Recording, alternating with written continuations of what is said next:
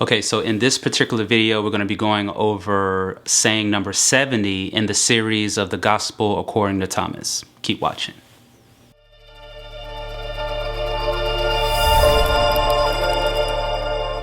Okay, thank you for attending this video. So I'm going to continue the series where we're going over the sayings from the Gospel according to Thomas. So in this particular video, we're going to be dealing with saying number 70, okay?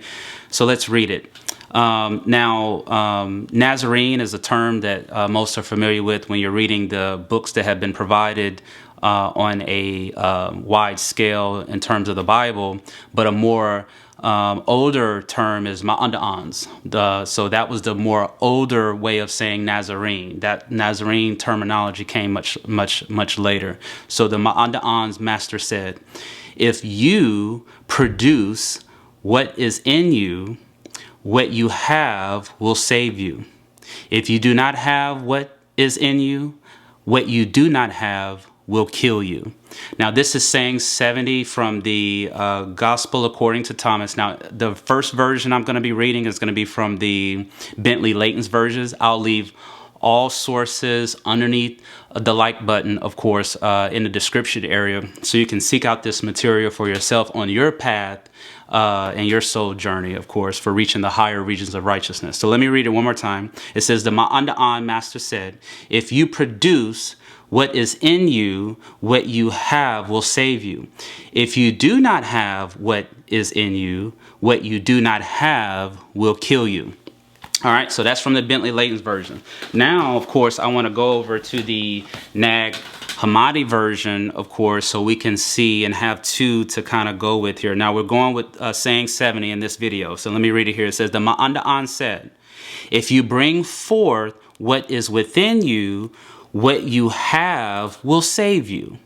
If you do not have that within you, what you do not have within you will kill you.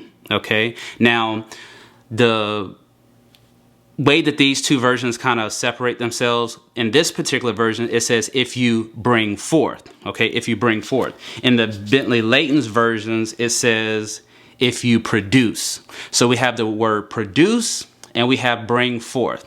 Okay, now what I'm going to use to give this interpretation of this saying is I'm going to actually use another text coming out of the same Nag Hammadi scriptures. Now this particular text is titled On the Origin of the World. Now the reason why I want to go into this particular text to explain what we're dealing with in saying 70, of course, is because I want to expound on the bring forth and the produce, because typically when you hear those terms in an everyday program, of course, you're dealing with giving birth to something. You're dealing with how do you procreate? Do you get what I'm saying? So something has to enter into something in order for it to become impregnated, right?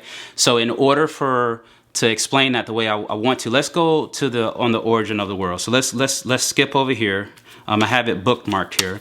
So what we're gonna jump to is there's a narration here. It's the origin of Sophia and the powers of the world. Okay, this is the origin.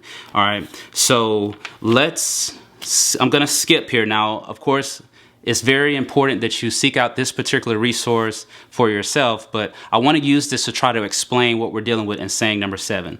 Now in here is talking about this shadow. Okay, it says the shadow sensed that there was one stronger than it. Okay, it says the shadow sensed that, right? It says it was jealous. Okay, so let's deal with that. So the first thing that we have is sense, right? So it says the shadow sensed, right, that there was one stronger than it, and it was jealous. And when it became pregnant by itself, all of a sudden it gave birth to what? Envy. Okay, so see how we have a giving of birth here. So it says the shadow sensed that there was one stronger than it. It was jealous, and when it became pregnant by itself, all of a sudden it gave birth to envy. So it appears that sensed is the is like the malehood. Okay. In this particular illustration, I want to expound on what I mean when I say that a sense can actually enter into an action that gives birth to something. So I'm going to do this here to explain that we're dealing with two divisions, of course. Here we're going to talk about the lower self, and then we're going to advance to the higher self up here. So the reason why the leaders of the faithless nations want to keep you in the lower self is because of this. So let's illustrate this as being the sense. Okay, this is the sense, and what it does, of course, in this example, it entered into the womb of an action. Okay, the action is the womb, and in this example, it was what? Jealousy. Okay, it was jealousy. So the sense entered into the womb of the action, and then it gave birth. It was impregnated, and it gave birth to envy.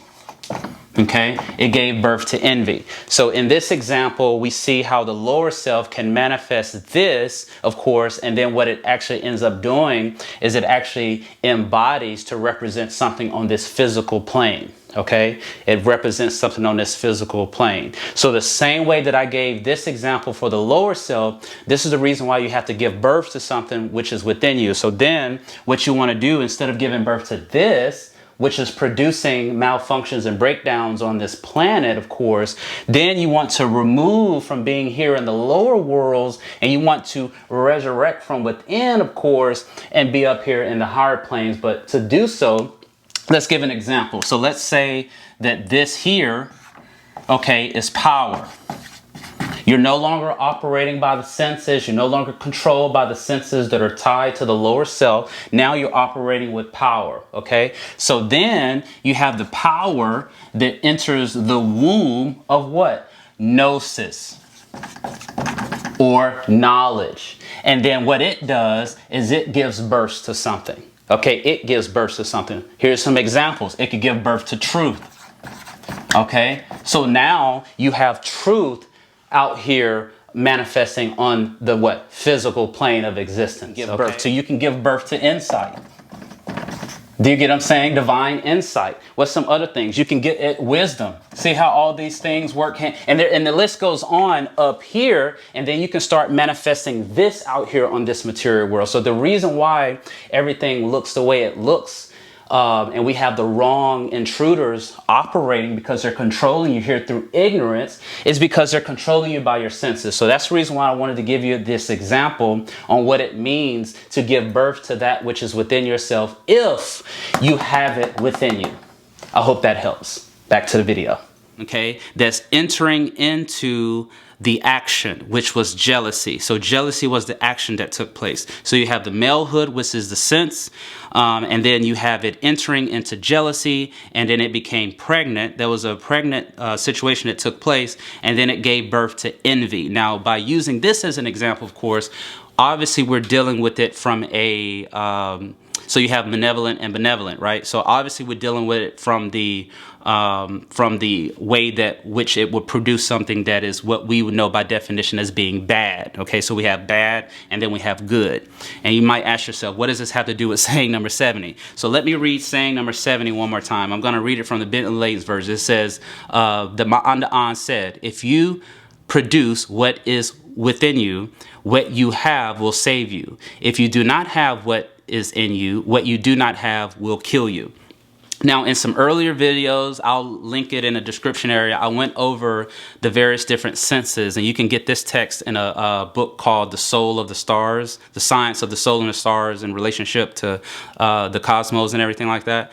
So in there, it kind of goes over the various different senses that you have physically, and then it kind of gives you an introduction into some of these soul senses. So when we're looking at saying number 70, obviously it's dealing with soul senses here, because it says if you give birth to that which is within you, then what you give birth to will save you. That's if you have it, right? But if you do not have that, then that which you don't have will kill you. So what we're dealing with is you being able to move past the physical. So I like to identify that as the lower self, okay, as the lower self. So once you ascend from the lower self by conquering those senses, okay, that are associated with the so-called animal, all right, and that is like what the smell, taste, feels, sounds, the stuff that the civilization of deception uses to trap you in your lower self, if you get what I'm saying. Because they've created businesses that are sitting on the throne of being disobedient to a set of instructions that you can find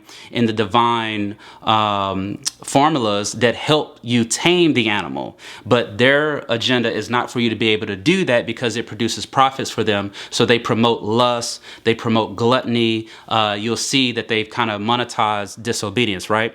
So once you've moved past being able to not be controlled by the lower self, then you start ascending to the higher regions of yourself. And we like to identify that as you become more spiritual. That means you start developing other faculties, of course, that are associated with something called soul senses. So you have the physical senses that ties you to your lower self, and then you have these soul senses, of course, that kind of link you up to the higher regions of availability. So then there's a process, right? So you have a baptism by spirit, right? Which is what we just explained. And then you have a baptism by fire, and then you have a baptism by water. What we're primarily dealing with right now is kind of like the baptism by spirit. So then once you're able to ascend from the lower self, all right, then obviously you start developing, and then you're a child at this stage because, like the clairvoyance, clairaudience, being able to communicate with different types of beings at will and so forth. All of these are kind of examples of these soul senses, right? So then there's something that you have to give birth to, okay? So it says if you give birth to it, meaning there has to be a sense, and then there has to be a sense that basically enters into an action. And then once it enters into an action, then it actually gives birth to something. And then obviously it has to be nurtured up, if you get what I'm saying. So then that is what you're trying to give birth to, okay? I'm not gonna get too far into what to do after that when it comes to maintaining and evolving and going through the fire stages and the water stages. I'm not going to get into that in this video. I'm just trying to explain saying number 70. So let me read it one more time. So it says, the Ma'an said, if you produce what is in you, what you have will save you. If you do not have what is in you, what you do not have will kill you. So we have the masses of everyone that are trapped, in the lower self. Okay, so obviously when you're trapped in the lower self, you haven't given birth to anything. So then what you don't have will kill you, if that makes sense. So the goal here, of course, is to resurrect, if you get what I'm saying. So resurrecting means you're coming out of the lower self. So, for example, the civilization of deception, they show you symbols, okay? And it's very important that you look out what symbols, these symbols mean. But like, let's take the cross for an example. So the body is the cross. So when it says, take up your cross and follow me, so to speak, no one was physically walking around with crosses on their shoulders, dragging them and following, of course. He was basically talking about carry this body, this particular container that is housing something on the inside, if you get what I'm saying. So pick that up and follow me, if you get it. So what the civilization of deception, the leaders of the faithless nations, what they want to do, of course, is manipulate the symbols and what they actually mean. So they have you basically praising the fact that something is dead, not actually knowing that what you're basically praising is the fact that you're dead on your cross, meaning you're dead on the inside and you have not resurrected. So you would ask yourself, if it's all about this resurrection, why is everybody walking around with crosses with a figure on the cross? That sounds like you're basically praising the death, if you get what I'm saying. So it has to be about this resurrection. So what you want to do is you want to look at that as being you, and then you want to basically resurrect from within. So what you're basically dealing with is you're dealing with polarity in that sense. So you have one side of something, you have another side of something, and then, like, for example, the sun out there, right? How it basically brings balance in between two systems, if you get what I'm saying. So that's what we're talking about when we're talking about the sun, the circle in the middle, so to speak. So in this saying, you have to give birth to something. So basically, you have to move from the lower self and you have to ascend to the higher self. And then once you're there, you have to develop these particular faculties, of course, through a birth process. And then you have to nurture it all the way up through the other levels of whatever the initiatic path might be, of course. But that's what we're talking about in saying number 70 here, is that is what it means when it says, if you give birth to that which is within yourself. So that's the reason why I like to focus on the gastrotract system, the intestines, and so forth, because the leaders of the faithless nations, those who have said, okay, we're going to side with the sciences of destruction, they're going against the evolutionary path, if you get what I'm saying. So what their goals are to do is to try to get you locked into a system that'll keep you not able to rise from within. And that's the reason why I like to have you all focus on what you're eating, what you're putting on your body and so forth, because you eat in multiple different types of ways. You also eat with your eyes and you eat with your ears as well. So those are ways, of course, that could prevent you from being able to move from the animal or the lower self, if that makes sense, because we're talking about how can you give birth to that which is within you, if you even have it to give birth to. And that's when we start getting into, who's a people and who are not a people. So the best way that I want you all to look at this is like in previous videos, I started talking about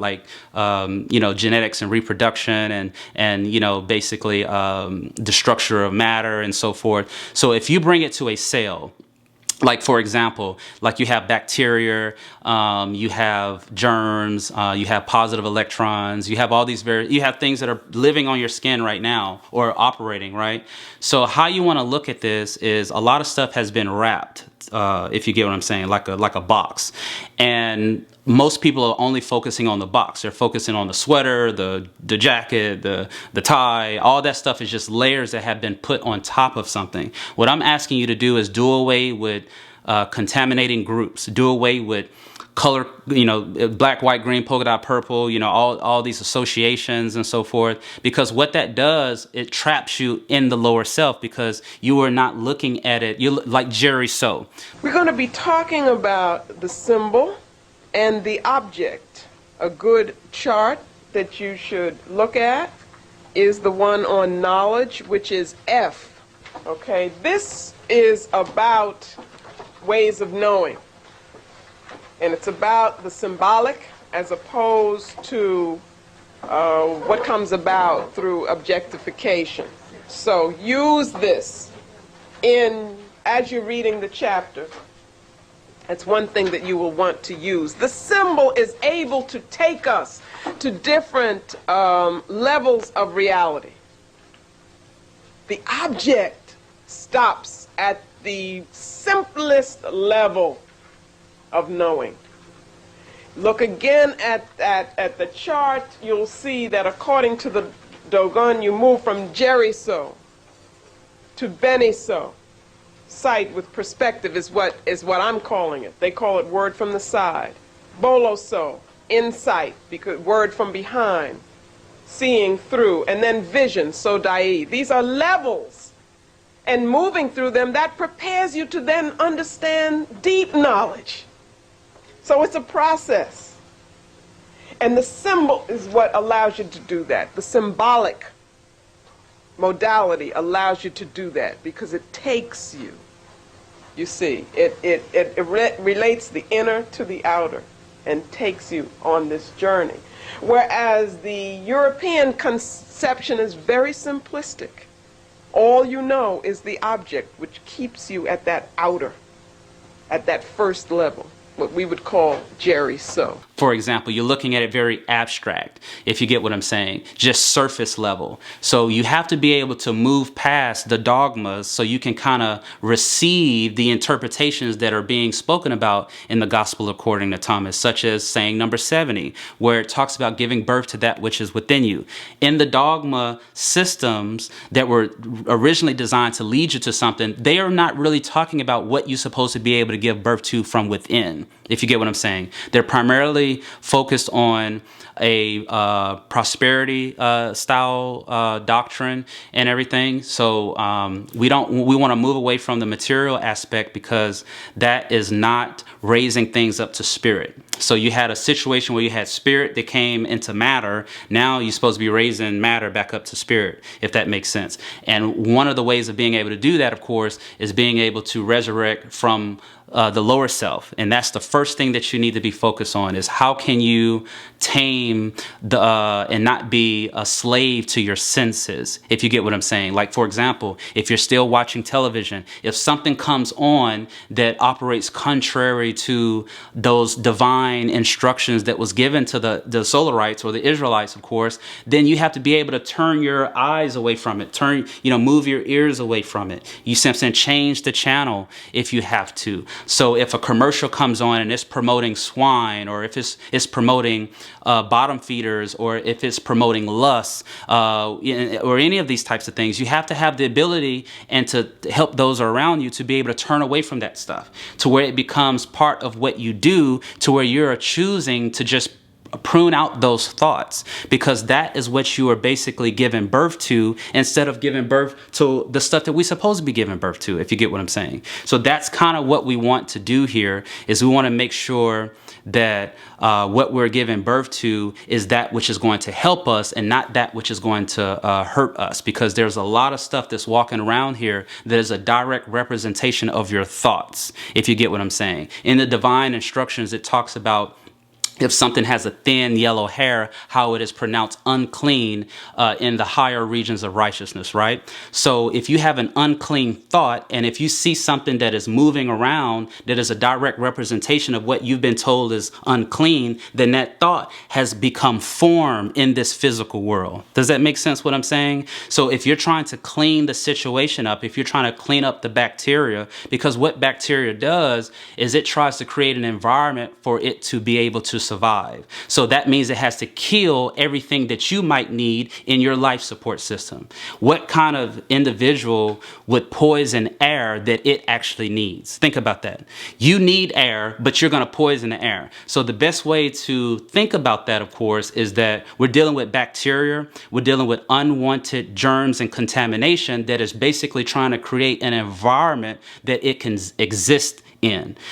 Think about it in terms of your body. If you consume something, or if you get involved into something, whether it be this sickness or that sickness, of course, what it tries to do is mutate, and it tries to create an environment for it to be able to survive. So that means it's going to shut down departments, whether it be the organs or however way you want to word that, in order for it to exist. And that's the direct result, the malfunctions and breakdowns of trying to coexist with that virus, or with that bacteria, or with that unwanted germ, or with that contamination. It creates environments for it to live in. So that's what we have going on out here in this plane of existence, is we have intruders who are trying to create an environment that they can exist in. So that means that there has to be a promotion of lust. There has to be adultery. And adultery is when two unlike beings interact with one another, if you get what I'm saying. So if you are supposed to be in the higher regions of righteousness, you don't have no business intermingling and coexisting with those that are not. That is a form of adultery, if you get what I'm saying. So what we're dealing with, of course, is giving birth to that which is within you, if you have it. So in order to be able to do that, you have to know how to rise from the lower self. And the lower self is associated with those senses, which is kind of like the driving instrument, if you get what I'm saying. So that's kind of what we want to focus on. That's the interpretation of this saying here. I'm not going to get too much into it, but you can see where I'm wanting to go in these videos is I want you to look at it. I want you to bring it to the microscopic level. And the same way that you can understand that if you have an like if you come down with some type of sickness, what you identify as a sickness, right? You have a way of thinking in order to get rid of that. You see what I'm saying? If you have a bruise or something, you have a way of thinking in order to get rid of that. You get what I'm saying? You want to make sure that it doesn't become what? Even more contaminated, right? Because it might spread. So there's certain things that you might do in order to try to, shield it away from being exposed to other unwanted environments that might increase in what you don't want, if you get what I'm saying. First, you need to know what you do want and what you don't want. So what is good is defined by what is bad. What is bad is defined by what is good. So if you don't know what is right, isn't it safe to say that you don't know what is wrong? Because what is wrong is determined by what is right, if you get what I'm saying. So we're in a situation right now where a lot of people are walking around not knowing what is wrong. So you're liable to treat what is wrong as right because you don't know. All right. So let's do away with all of the wide road analogies, because you have two paths. One is kind of like very narrow. So let's deal with it from a narrow perspective, and let's just come all the way back to the cell. If you look at it like that, look at it like bacteria and contamination. So there's those that are perpetrating a fraud as being a people that have the same characteristic traits as bacteria, germs, contamination, maggots, all that kind of stuff. But you have to know what is clean and what is unclean for you to be able to identify them, if you get what I'm saying. And the first 5 books that you've been taught to call the Law of Moses gets into that a little bit. It does get into that, like when it talks about the thin yellow hair and so forth. And then when it deals with the type of foods and what is clean and what is unclean. So then we look at that and we say, okay, well, who is pushing this? Who is pushing eating Pittsburgh rare steaks when it specifically says thou should not eat anything with the blood in it? Do you get what I'm saying? I would advise you to take the Daniel path when he was obviously in the midst of not his people, and he chose to eat pulse when all of them were eating what they were eating. Do you get what I'm saying? And most of y'all need to know that meat actually means just consumption. Okay, so my advice to you would be to stop eating flesh. Okay, stop eating flesh. So back to the instruction though, it said, hey, thou should not eat anything with the blood in it. Okay, so who is out there eating flesh with the blood in it? Who does that? Who orders their steaks medium and medium rare and Pittsburgh rare and all that kind of stuff? Just think about that. All right, so then you should be able to it should make sense to you on what we're dealing with. So we got to clean this up. So let's look at it first from a thought perspective, because we've been giving birth to this nonsense. And it says when you eat that which is dead, then you make it into that which is alive. So there's a certain consciousness level that you might have that causes you not to be able to see it the way it's supposed to be seen, but maybe you're seeing through the goggles that have been given to you by the civilization of deception. So you don't actually look at something to be able to look at it for what it actually is. You look at it based upon the programming, because everything up here operates according to a program, and this is just the lenses that it sees through. So let's change the operating system, all right? So saying 70 is dealing with giving birth to that which is within yourself. And in order to do that, you have to know how to move past the lower versions of yourself that really deal with the senses of this physical world, which is just an illusion anyway. Okay, so that's the interpretation. If you have any questions or comments, feel free to leave them under the like button, and I'll see you in the next video.